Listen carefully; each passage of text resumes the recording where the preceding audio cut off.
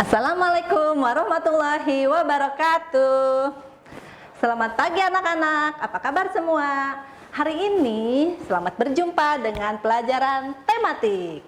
Nah, di pelajaran tematik kali ini kita akan berbicara tentang identifikasi cerita fiksi. Mau tahu apa itu cerita fiksi? Oke, yang dimaksud dengan cerita fiksi adalah suatu karya sastra yang berkisah hayalan.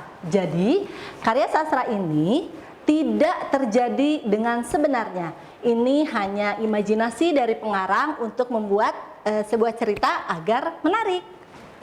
Oke, kemudian kita lihat kembali contoh cerita fiksi yang ada adalah novel, cerpen, atau legenda misalkan. Nah, dari sebuah cerita fiksi pasti ada unsur-unsur yang terdapat dalam cerita fiksi itu. Yang pertama adalah ada tema, tokoh, alur, latar, amanat, dan sudut pandang. Namun, pada kesempatan kali ini kita khusus akan berbicara tentang tokoh.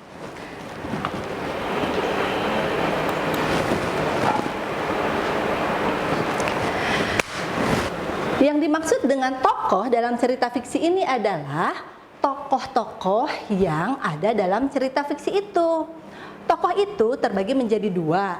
Ada yang dimaksud dengan tokoh protagonis yang pertama dan tokoh antagonis. Tokoh protagonis itu apa ya? Tokoh protagonis adalah tokoh yang berkisah tentang sesuatu yang baik. Jadi, tokoh protagonis itu dia akan bersikap baik, manis, dan tidak jahat. Nah, hal ini berbanding terbalik dengan tokoh antagonis.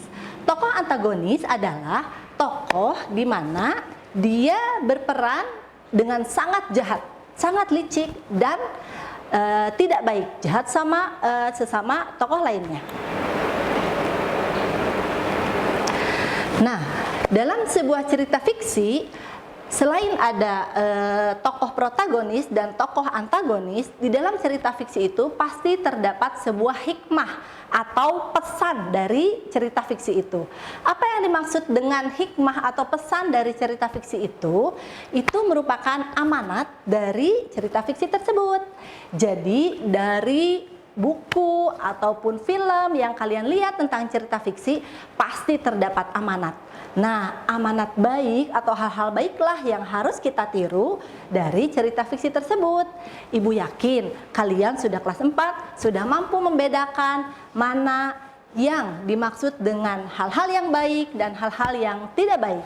Oleh karena itu, banyaklah belajar, kemudian lihat lingkungan sekitar, peduli pada lingkungan, sehingga kita bisa mencontoh sikap baik dari lingkungan sekitar kita. Oke, dan yang terakhir adalah tentang kesimpulan.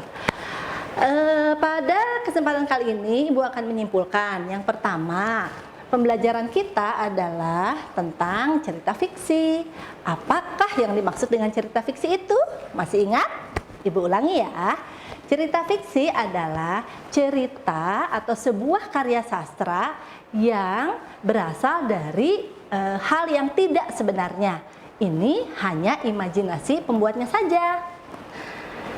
Berikutnya, dari cerita fiksi terdapat tokoh. Nah, tokoh ini sangat berperan penting dalam cerita fiksi. Tokoh terbagi dua, tokoh protagonis dan tokoh antagonis. Dan yang terakhir adalah amanat. Amanat dari sebuah cerita fiksi itu adalah pesan yang ingin disampaikan dari cerita fiksi tersebut. Ambillah hal-hal positif dari cerita tersebut. Ibu doakan semoga kalian bisa mendapatkan yang terbaik, bisa belajar, bisa membantu orang, dan peduli pada sesama. Oke, sekian pembelajaran kali ini. Terima kasih. Wassalamualaikum warahmatullahi wabarakatuh.